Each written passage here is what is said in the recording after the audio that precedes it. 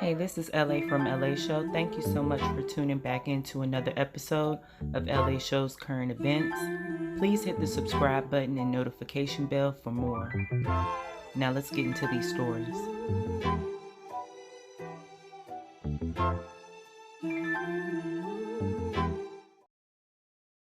Hey, this is LA. Welcome back to another LA Show current events. Thank you so much for tuning in. Let's get into these stories.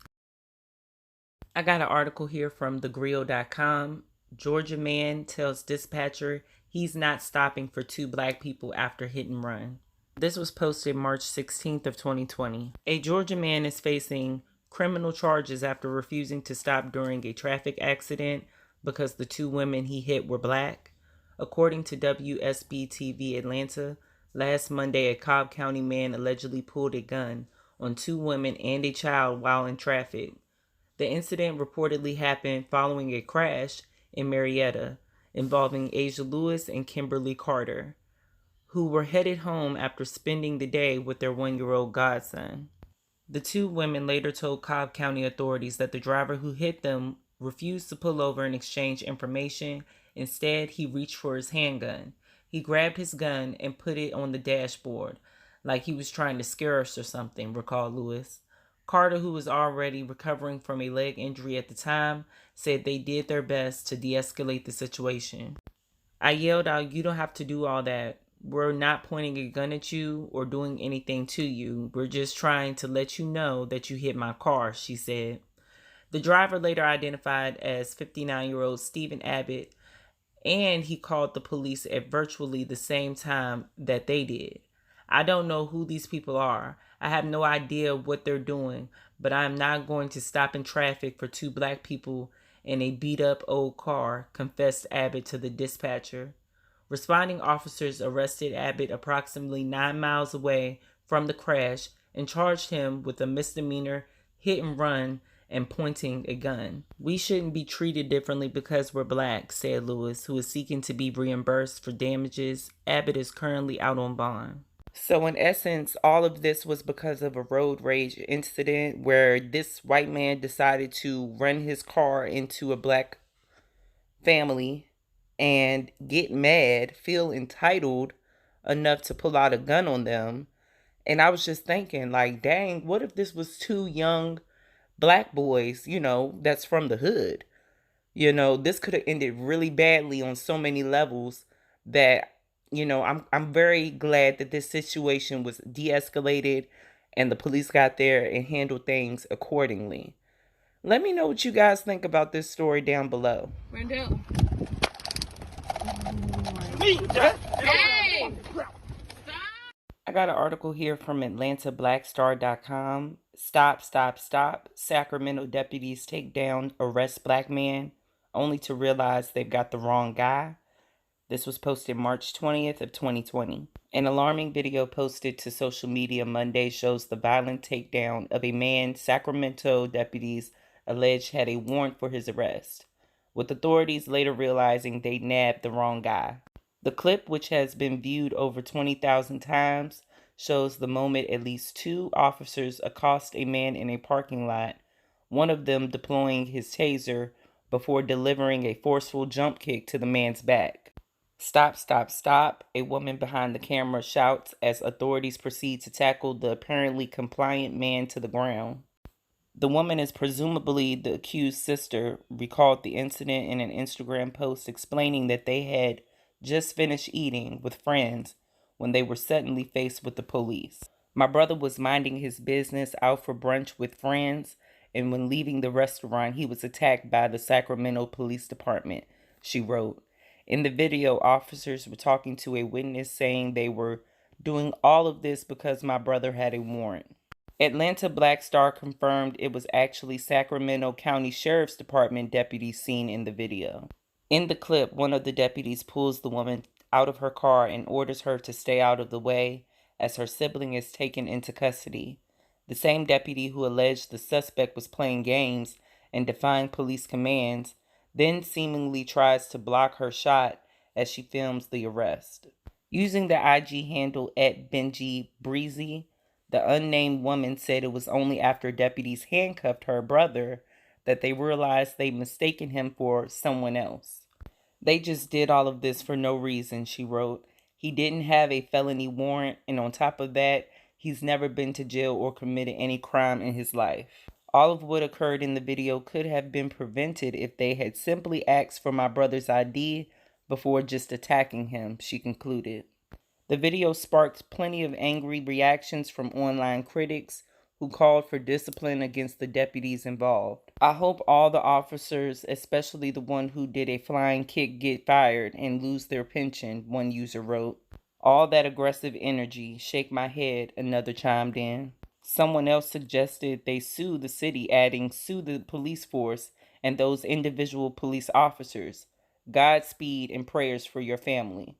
The Sacramento County Sheriff's Department provided ABS with the following statement. The Sheriff's Office Professional Standards Division has an open and ongoing investigation into the facts and circumstances surrounding the video. I bet y'all do. I posted the previous video y'all watched the day before, I think Wednesday sometime, and then I found this article today letting us know what actually took place, and to find out that they had the wrong guy really broke my heart. Let me know what you guys think down below about this story. I got an article here from thegrio.com. North Carolina woman recants story that put 4 black teens in jail for years. March 17th of 2020. A North Carolina woman has recanted her original testimony that implicated 5 black teens in the 2002 murder of local man Nathaniel Jones. According to the Winston-Salem Journal, last week, Jessicah Black, age 33, wept on the stand as she was questioned by the state's Innocence Inquiry Commission. Black was visibly distraught throughout her hearing with the commission in the state capital of Raleigh and expressed remorse for her part in getting the teens thrown behind bars. I'm so sorry for what happened, Black explained to the commission, which is tasked with reviewing the case and then determining whether the young men were falsely convicted of murder. I am so sorry for the Jones family's loss, and I'm sorry that things went like they did. I'm just sorry. Jones, a God-fearing businessman and pillar of his community, was also the grandfather of NBA star Chris Paul. In November of 2002, he was found beaten to death and bound in his Winston-Salem carport after what appeared to be a robbery. At the time, Black's testimony went a long way in helping to put all 5 youths at the scene away for murder, but she's now come forward to reveal she lied out of fear. I feel like they got what they wanted, she testified Monday during a videotaped deposition played by the agency.